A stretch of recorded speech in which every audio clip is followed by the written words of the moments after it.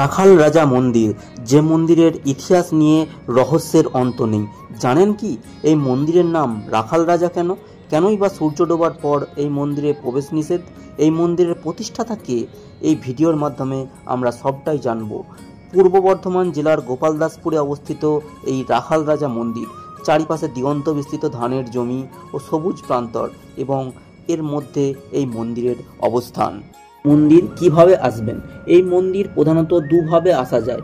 এক, কানলা রেল স্টেশনে নেমে সেখান থেকে বুঁইচি কানলা রুটের বাস ধরে তালারপাড় স্টপেজে নেমে টোটো ধরে আসতে পারেন, এবং বর্ধমান হাওড়া মেন লাইনের বুঁইচি স্টেশনে নেমে সেখান থেকে বুঁইচি কানলা রুটের বাস ধরে তালারপাড় স্টপেজে নেমে টোটো ধরে রাখালরাজ মন্দিরে আসতে পারেন।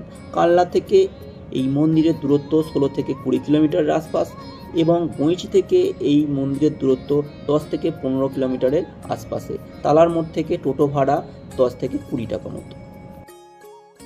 মন্দিরের ইতিহাস। এই মন্দির বহু প্রাচীন। এই মন্দিরের বয়স ও প্রতিষ্ঠা নিয়ে বিতর্কের অবসান নেই। স্থানীয় বাসিন্দা ও মন্দিরের পুরোহিতদের বিবরণ অনুযায়ী রামকানু গোস্বামী এবং তার স্ত্রী খাটুন্তি গ্রামের বাসিন্দা ছিলেন, যাদের গৃহদেবতা ছিলেন গোপীনাথ। আনুমানিক 1568 সালে কালাপাহাড়ের আমলে যখন হিন্দু দেবদেবীদের ওপর অত্যাচার শুরু হয়েছিল, সেই সময় রামকানুবাবু কালাপাহাড়ের ভয়ে ভীত হয়ে গোপীনাথকে সঙ্গে নিয়ে রাত্রেবেলা চলে আসেন এই অঞ্চলে। এই অঞ্চল তখন বন জঙ্গলে পরিপূর্ণ ছিল। বনের মাঝে একটি ছোট্ট কুঁড়ে ঘর করে গোপীনাথের পুজো চালু করেন। তাদের 3 সন্তান ছিল, নিমাইচাঁদ, বলদেব এবং রাখালরাজ।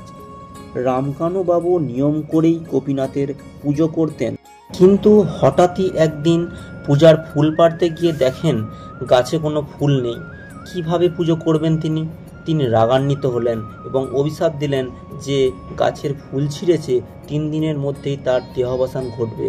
এরপর রামকানু গোসাই ধ্যানে বসলেন এবং জানতে পারলেন গাছের ফুল যে ছিঁড়েছে সে আর অন্য কেউ নয়, তার নিজের ছোট ছেলে রাখাল। গোপীনাথের সামনে অনেক অনুনয় বিনয় কান্নাকাটি করেন, কিন্তু মৃত্যু হলো রাখালের। পুত্র শোকে রামকানুবাবু যাত্রা শুরু করলেন বৃন্দাবনের উদ্দেশ্যে। যাত্রাপথে একটি কেলি কদম গাছের তলায় বিশ্রাম নেন রামকানুবাবু। ক্লান্ত শরীরে ঘুমিয়ে পড়েন। সেই সময়ে স্বপ্নাদেশ পান স্বয়ং ভগবান শ্রীকৃষ্ণের। ভগবান শ্রীকৃষ্ণ বলেন রামকানুবাবু যেন তার কুঠিরে ফিরে যান, এবং তিনি স্বয়ং সেই কুঠিরে আসছেন। ভগবান শ্রীকৃষ্ণ বলেন রামকানুবাবুর গৃহের পাশে যমুনা পুকুরে নীল কাঠ ভাসবে, সেই কাঠ দিয়ে মূর্তি হবে, সেই মূর্তির নাম হবে রাখাল রাজা। রামকানুবাবুর ছোট ছেলের নাম অনুসারে এই মূর্তি তৈরি করবে 5 বছরের একটি বালক, যার নাম মহাদেব ভাস্কর। এই মূর্তির এক হাতে থাকবে লাঠি, এক হাতে থাকবে ননি ক্ষীর সন্দেশ, চোখগুলি হবে দীর্ঘালো, মাথায় থাকবে টিকা, চুল হবে কালো কুচকুচে, এবং পা দুটি থাকবে পদ্মের উপর। এইভাবেই প্রতিষ্ঠিত হলেন রাখাল রাজা। আজও রাখি পূর্ণিমার দিন রাখাল রাজার অভিষেক হয়। জন্মাষ্টমীতে বিশেষ পুজোর আয়োজন করা হয়ে থাকে। এছাড়াও রোজ নিয়ম মেনেই চলে পূজা অর্চনা। তবে শর্ত একটাই, এই মন্দির চত্বরে রাত্রে প্রবেশ করা যাবে না, এমনকি সূর্য ডোবার পরও স্থানীয়রাও প্রবেশ করেন না। জনশ্রুতি আছে সন্ধ্যা নামলে ভগবান শ্রীকৃষ্ণ এই মন্দির চত্বরে গরু চড়াতে আসেন, আর তাই ফাঁকা থাকে এই মন্দির চত্বর। প্রসাদ বিতরণ। বেলা 11টার সময় মন্দিরে 60 টাকার বিনিময়ে ভোগ প্রসাদের কুপন পাওয়া যায়, এবং বেলা 2টোর সময় আরতির পর ভোগ প্রসাদ বিতরণ করা হয়।